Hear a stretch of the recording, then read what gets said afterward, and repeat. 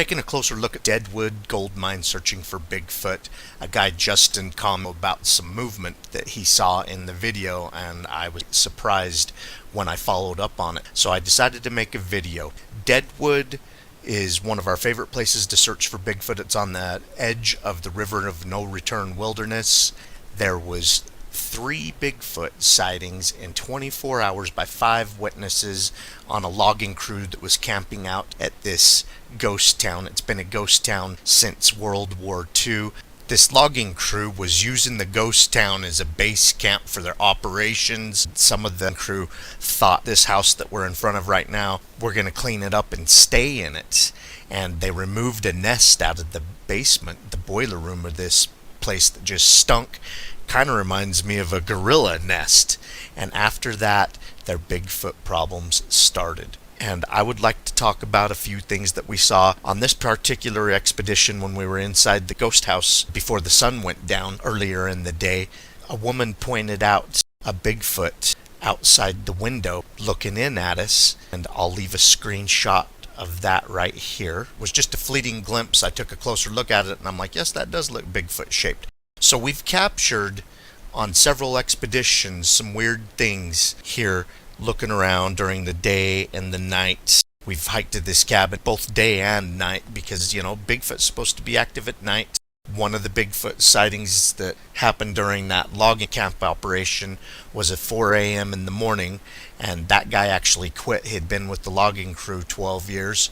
2 of the 5 guys quit, so it was pretty compelling. Brought us out here, and it's turned into one of our favorite places. Plus the River of No Return, all the surrounding areas. There's a lot of Bigfoot sightings around here, so it keeps bringing us back. I noticed when I started putting together the video, these pictures that we took of this old abandoned cabin nearby, it looked like a Bigfoot standing in the woods staring at us at the tree line. And I'm like, oh, that can't possibly be a Bigfoot. I would have saw it with my own eyes, but supposedly the master of camouflage. I zoomed in on it. I couldn't eliminate a trick of shadows and light, but I'm going to put it in anyway. It was quite interesting. And then after that, I will get to the video movement that we captured. Unfortunately, I wasn't filming right here. I took some pictures of this and then later on saw this, and then at the 17 mark on the video that we're doing a breakdown of, that a guy pointed out on live video, saw movement, humanoid shape, very camouflaged. And so I went back to this saying, was there really a Bigfoot in the area? And then I caught it later on live video. I don't know, but it does have the head shape of a Bigfoot, so who knows? When I bring up the video, you guys will see it looks like maybe somebody in a ghillie suit, except for they have the natural vegetation stuffed in it, something like out of Vietnam, except for they got aspens and stuff. Just really weird. I'm not into the cloaking thing. Don't believe in cloaking, don't believe in that technology, don't believe creatures can do that. This thing was well camouflaged, and I've watched it several times. It looks almost humanoid shape walking off. I went back and looked at the original footage hoping that, maybe I cut the video short and I would have more of it, but unfortunately, alls I have is what I'm about ready to lay in front of you. Not saying it was Bigfoot, it's just something of interest. Weird things have happened here in the past to us and obviously other people, so I'm going to show it and you guys can make up your minds for yourself. Going to start from kind of the beginning. We're up here at Deadwood checking out the ghost town, the mine and all that, and this is all 4 of us. I'm filming. There's Derek, there's Brody, there's Jenny. And we didn't see another person the entire time we were here or another vehicle. I end up walking out in front of these guys and I zoom in down by the ghost house and stuff, just checking things out. We were hearing some weird vocalizations, don't know what they were. That's what brought my attention towards the ghost house again. I just step up and I zoom in. And then someone pointed out movement down here. I don't know if you guys see that move, so I'm going to keep playing it back, and I'll even slow it down a couple of times, and then I'm going to circle it so you guys can see where to watch, and I'll play it through again. Normal speed, half speed, Here it starts again. I imagine this is a cable that's attached to it. And if you notice, there's no wind in the trees. And all of a sudden, this patch down there begins to move. I see arms and legs and just humanoid shaped. Just totally weird. Look around the parts of Deadwood where these loggers had their Bigfoot sightings. Keep watching, we're going to keep on squatching. This is in the most remote places in the lower 48, right in the middle of it. No wonder why there were Bigfoot sightings here. It's remote now. How remote it was 100 years ago. There's a bat flying around in there.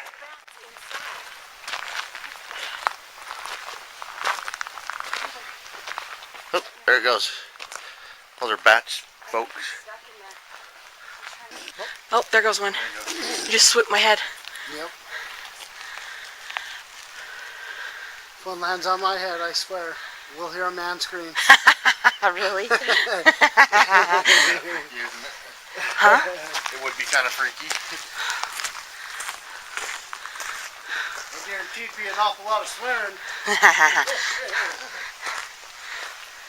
There's bats in here. Oh, there are bats. Get them on camera. Alright, I'll see if they're kind of moving around real quick. Oh, that's awesome. Here, let's just do IR only. Everybody turn off headlamps. Okay.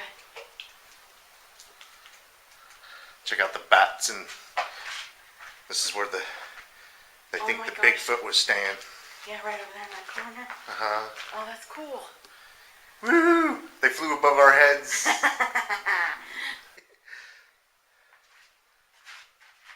Well, that's awesome. I've never seen them like this before.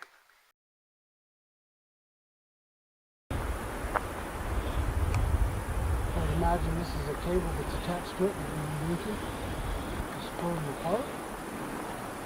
Just pull them apart.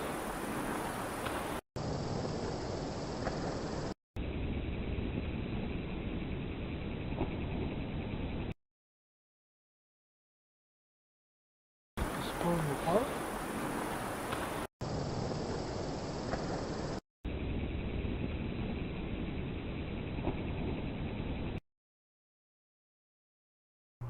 There are numerous reasons a Sasquatch is such an elusive creature.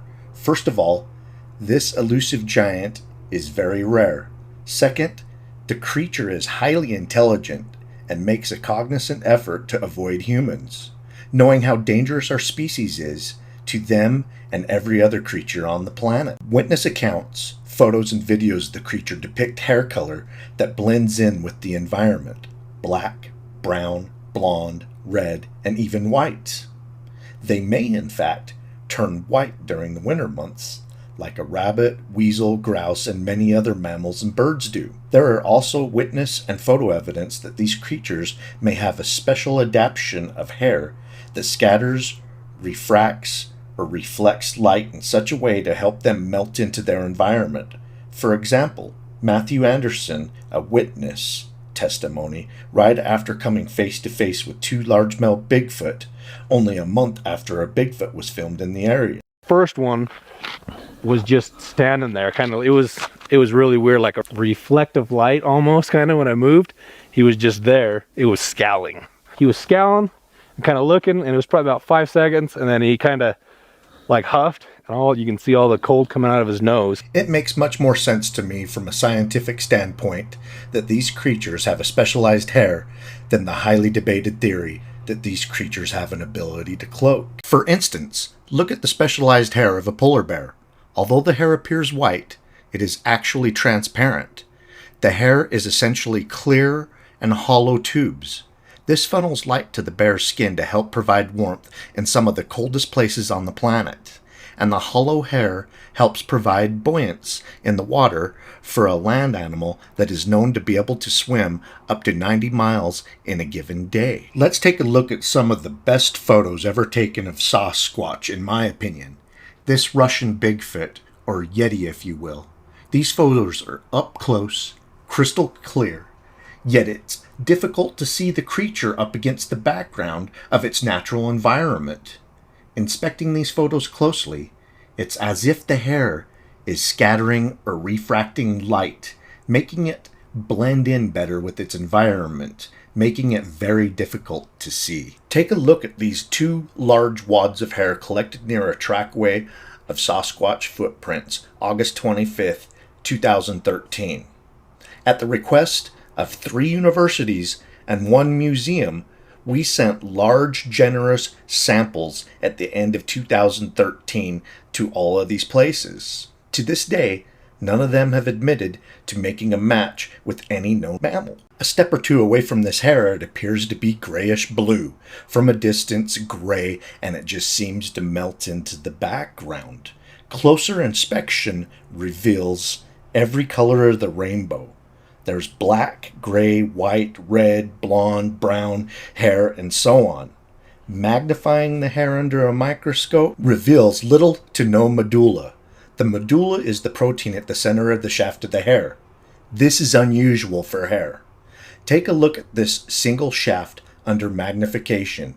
It seems to reflect or refract light in an unusual way, as if scattering the light. Appears the hair is already a great set of colors for camouflage, and now, if it has the ability, as it shows under magnification, to scatter light, that means less light is reflecting back to the eye of the witness, making it even more difficult to see the creature. No wonder why Sasquatch is still the undisputed hide-and-seek champion of the world. Keep on watching. We're gonna keep on squatching.